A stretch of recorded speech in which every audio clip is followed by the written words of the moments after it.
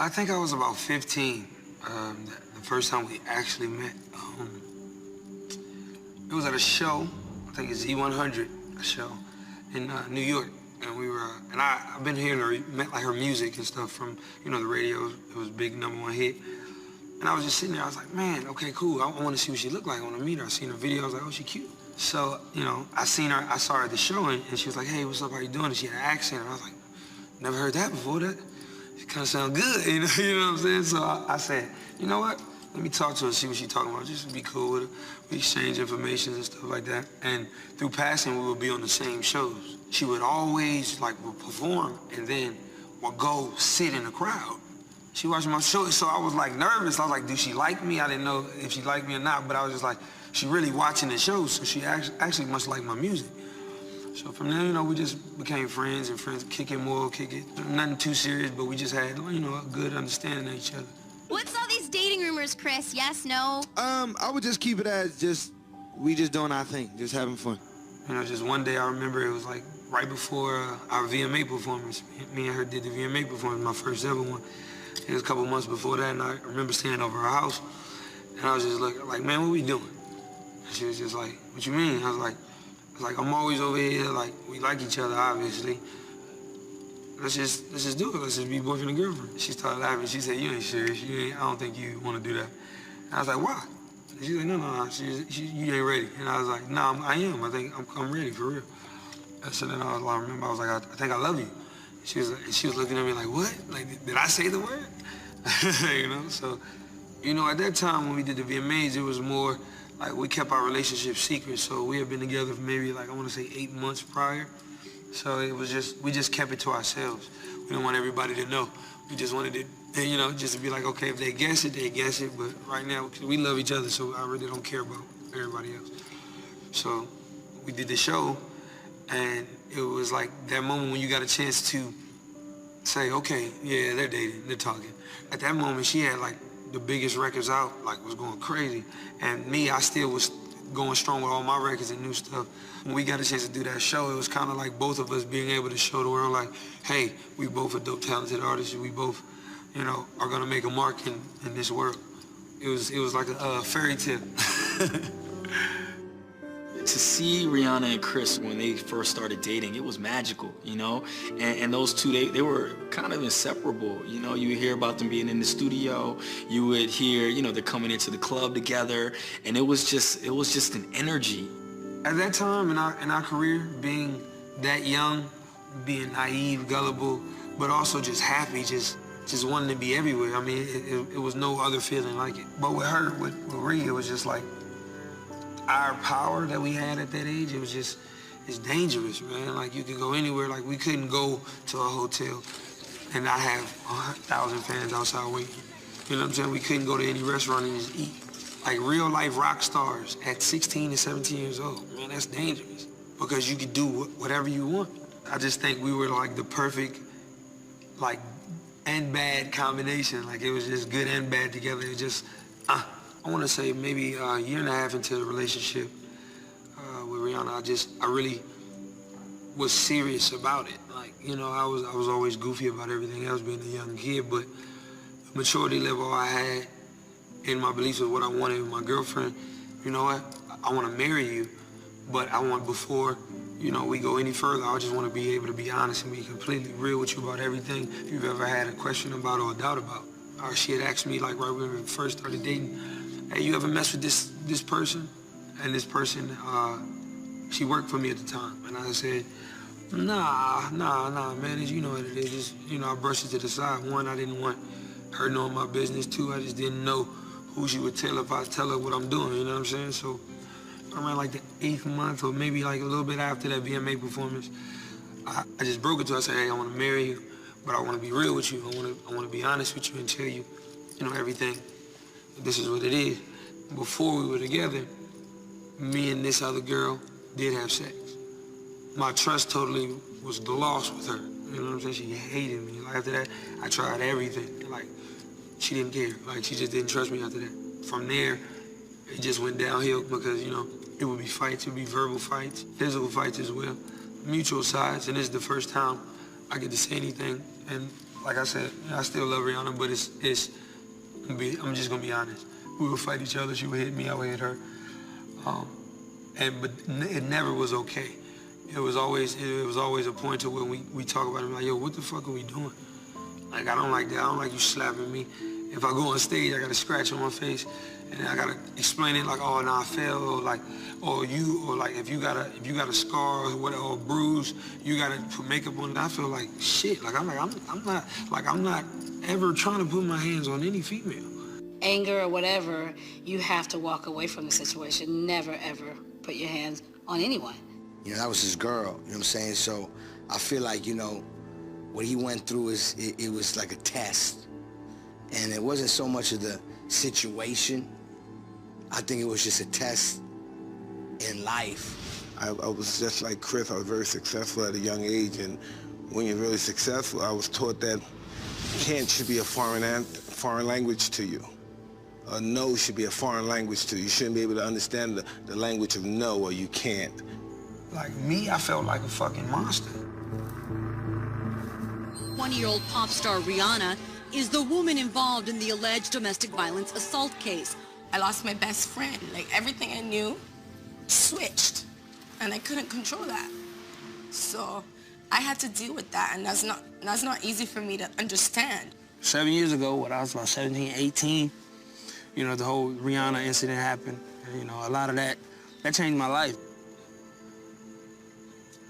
And that night at that Clive Davis party, that I made sure the person that I was involved with before, I said, hey, if you can't come around to these places, and the person comes in, comes right to the table and say, hey, what's up, y'all?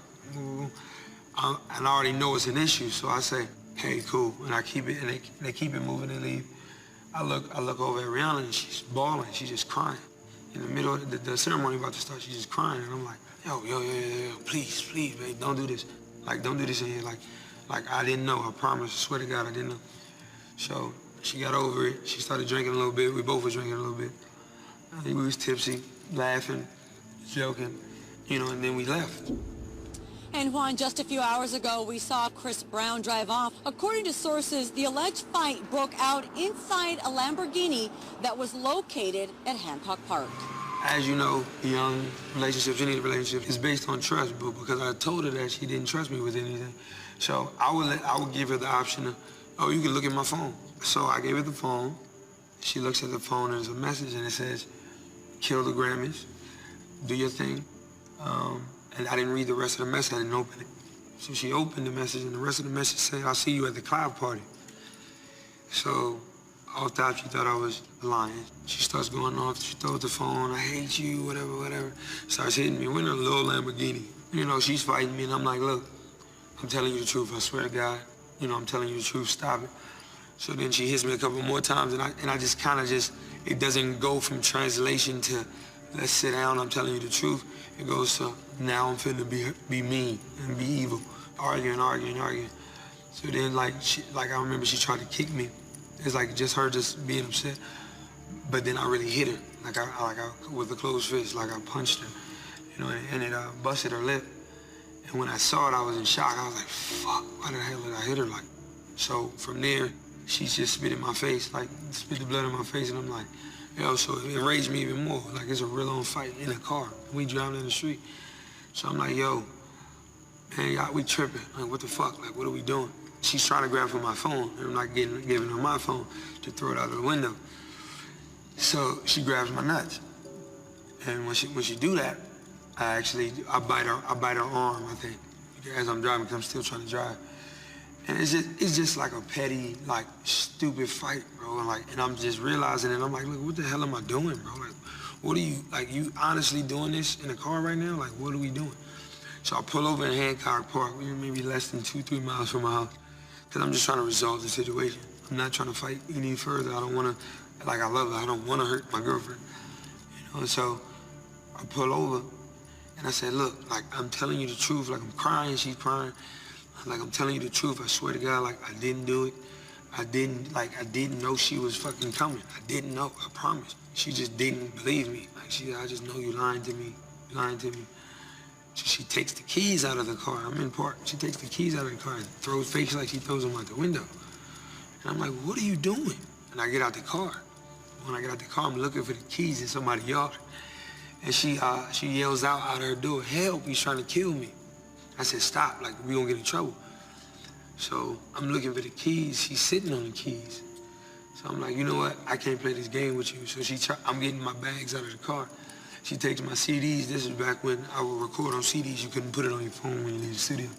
So I had new music and she was just scratching it up. I just seen her scratching it up with the keys. So I saw her snatch the bag. And I was like, you know what, you got the keys, you can drive home. By this time, her lip was busted. She had a knot because I pushed her head up against the window. And you know, a lot of the times, like, I look back at that picture and I'm just like, yo, bro, like, that's not me, bro. That's not me. Like, I hate it to this day. You know what I'm saying? That's gonna haunt me forever. I was hurt the most. Nobody felt what I felt. It happened to me. And it happened to me in front of the world. It was embarrassing, it was humiliating, it was hurtful. You know, it's not easy. Chris Brown is accused of assault and battery. You're a great dancer, a great singer, you're popular, known all over the world. You ever say to yourself, I screwed up? Can remember the night when he called me and we was in LA and the incident had happened. And he said, Mom, please come. I just did something really bad. Like, oh my God, what is it? And this was the Grammys, the Clive Davis party. We had just left with him and Rihanna at the table. And I'm like, my heart just dropped, but I had no idea what he was gonna tell me. And I get to the hotel and he's laying in the bed crying and crying. And he was hiding, of course, crying like, Mom. Mom was like, what did you do? And he told me, I was like, oh, that was the worst day of my life and probably of his life, because I just saw that he was just a broken person. There are these moments, right, in every artist's career that they say, what the fuck was I thinking? He was laying in bed and he was crying and he was devastated about what happened, but his main concern was, oh, how was she and was she okay? Of course, legal went down and he was arrested, or he turned himself in. So he was just devastated, and just seeing him in that state was the worst ever. And I felt like I was gonna lose my child. I hated myself, you know, so I was thinking about suicide and everything else. So it's just like, fuck. But from there I said, you know what, I'm gonna just take everything like it's come. My consequences for my actions have to be dealt with, you know. I turned myself in the next day. When I first met him, he was 18. The male's brain doesn't fully form in impulse control until you're 25. About 6 years ago last month, I got a call from a buddy in New York who said, it was the morning of the Grammys, it was a Sunday, it was about 6:30, and my buddy says, there's this guy, there's an arrest warrant for him, LAPD's looking for him, his name is Chris Brown, and the complaining witness's name is Rihanna. He called me, I think it was maybe an hour or two after it happened.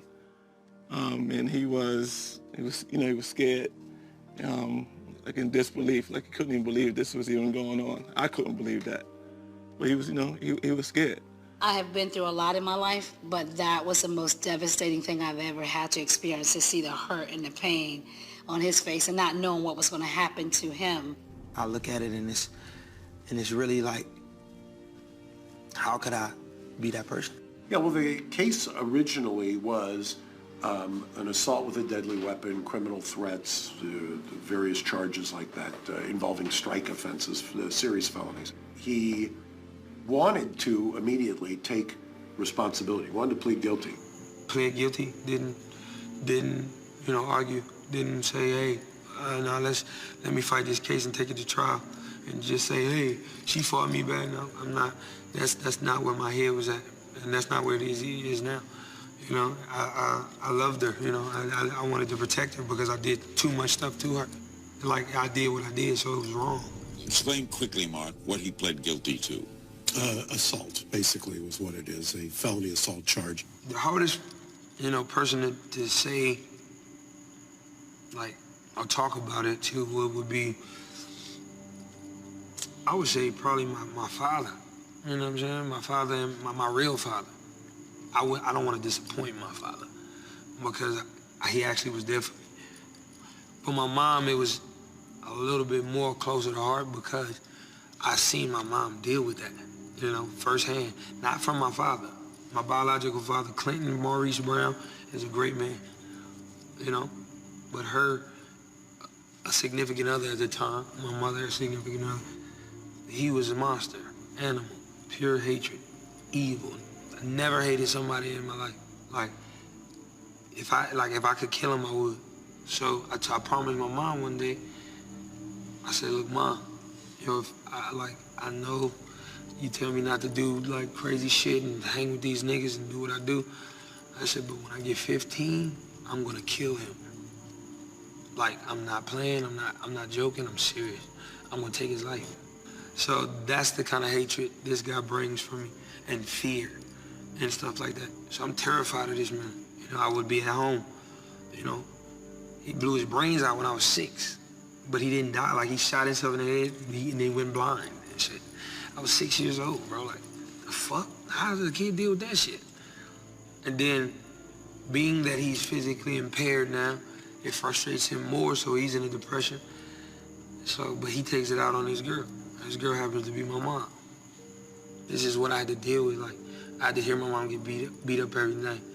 You know, I had to pee on myself, like, I'm scared to even get up and walk in the hallway because I didn't want to see nothing. Like, you know what I'm saying? So nobody knows that fear that they have to deal with, and then it transcends sometimes, it's learned behavior. So me having to see my mom look at me through that light, like, I just saw him. That's who I saw. I saw him. I didn't see Chris. I seen that motherfucker. And so that's what ate at me a lot. That's what killed my soul a lot, because I was the one thing I was running from.